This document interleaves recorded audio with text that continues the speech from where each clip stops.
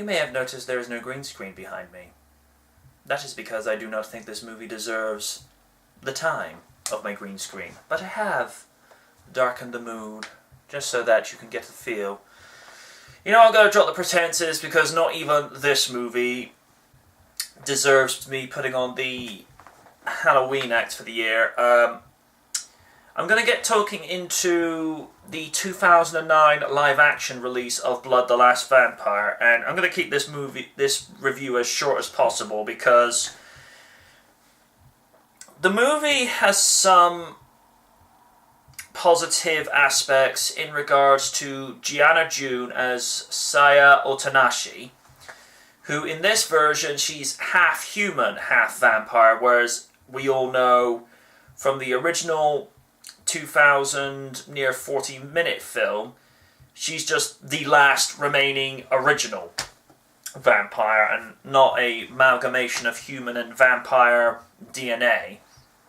Liam Cunningham, who plays Michael, whom I'm guessing is the equivalent for David in this version, he acted like he actually cared about what he was doing and puts on a very convincing American accent.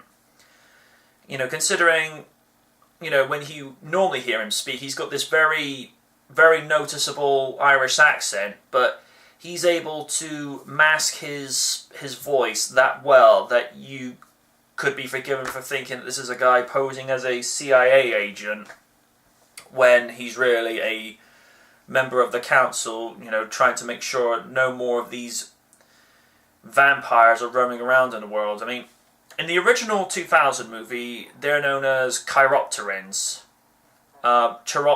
whereas in the 2006 live anime series, they're known as chiropterans. There's a slight little explanation. Saya and her twin sister Diva are known as the Queens, which they still retain some semblance. They still retain a physical human form, even though they live off blood. But they do this thing where every so often the pair of them have to go into a deep sleep of 30 years. Imagine how cranky you'd feel waking up after that. But in this version, they seem to stay very loosely on the original 2000 movie. But again, I don't like the idea that Saya's half human, in that, you know, she's been around for 400 plus years, going after these creatures and going after, I believe the female antagonist is referred to as Onigen, which is like the head of the vampires, and as some of us excuse me, have come to know, it's actually her mother, and she killed her father not too long after she was born. I'm not particularly too fond of the way that the pacing seems to keep jumping from the past to the present. I mean, I appreciate that we want some kind of backstory into Saya, knowing her origin, where she is, and coming to accept who she is, and not the destiny that her mother says, you've got to become me. She's basically saying, oh, forget that. And ji-hyun, she really got the character. The character is a very no-nonsense, take-charge attitude, just, punch in, punch out. She comes in to slay the creatures, and in return the council give her the sustenance that she needs to survive. And when she meets Alison Miller's character, who I get that the movie was trying to have like a replacement for the nurse character from the anime movie, but Alison Miller's character really got frustratingly tiresome as the movie wore on. And I noticed they actually copied the ending scene where Saya and David literally go after this rogue vampire that's trying to board this American bomber plane, and Saya literally just gets it with her katana. It was literally, I mean, if you were to play the original anime ending and then the live action ending side by side, they're one and the same. The only difference is one is animated, one is live action, but don't need to tell you that. I kind of gathered that they would do some things like that. I mean, originally the movie was going to be set just after World War II, but for reasons unknown, they decided to jump to where the original anime movie started, and that was at the start of the 1970s. Not sure what the reason why, but maybe it's best to leave some things alone. I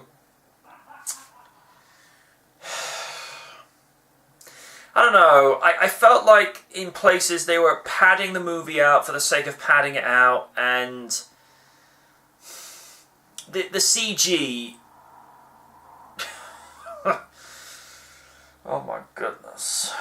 I don't know where to start with the CG, particularly where you see the sword instructor change from human to the vampire bat creature. Oh my goodness. That was so bad. I'm telling you, that was so bad. Sharknado could look at it and go, I mean, that was just terrible. I'm sorry.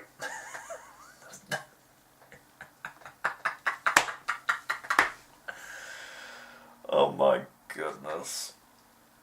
Anyway. In regards to fight choreography scenes, from my understanding, Gianna did all those herself, and apparently, even when there were days, weeks where she was out in the freezing cold rain, didn't complain once. Not once. And I think if they were to redo this movie, if they had redone this movie, say, 2 to 3 years down the line, but then asked her, said, would you like to come back and not necessarily do a reboot, but do a sequel that could actually fix the problems and actually go in with a much better compelling script that wasn't so padded out, and bring in art direction that would actually complement the style and actually make people think, this story's not so bad. I would have loved to have seen her come back for that, because she was Saya.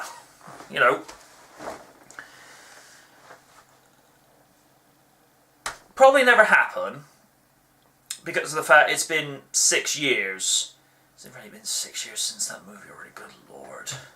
I mean, don't get me wrong, Gianna still looks great, but whether she could pull off the high school look now, I don't know. It'd be intriguing to see what she could and couldn't do in that kind of role now. But yeah, a sequel would have been decent for this movie, just to do a Bryan Singer from X-Men Days of Future Past to go and fix all the problems, rather than just doing an unnecessary reboot that would just wipe over everything. I mean, that is a huge problem in Hollywood right now. They seem to think, oh, we can cure this problem, let's do a reboot. It's like, no. What if we get a writer and a director that knows the story and has the idea where they can fix everything without having to re-establish characters, rules, story, plot direction, and the end result. Because the end result is good movie, Hollywood get their money, and they get lots and lots of money from DVD, Blu-ray merchandise. As you know, money, money, money, money, money, money. So, yeah. I would like to have seen something that could have at least salvaged this movie by, like I say, just going and just do a sequel and just do some things that make people think, hey, this movie was good. It makes me forget about that one, you know? But yeah, damn. You know, I'm a huge fan of the Blood the Last Vampire franchise, but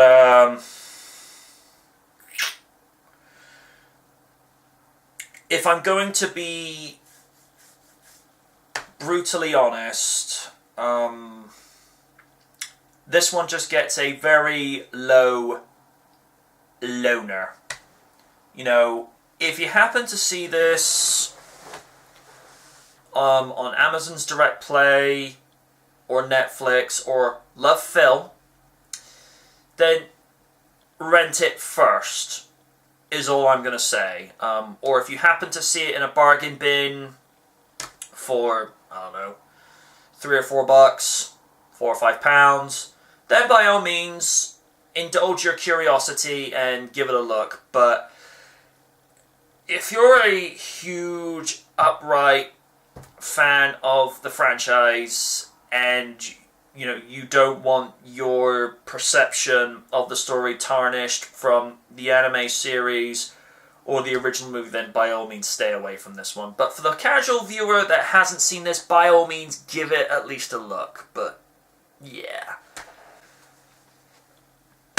that'll conclude After Dark. Even the screen's gone out. Until next year, good night out there.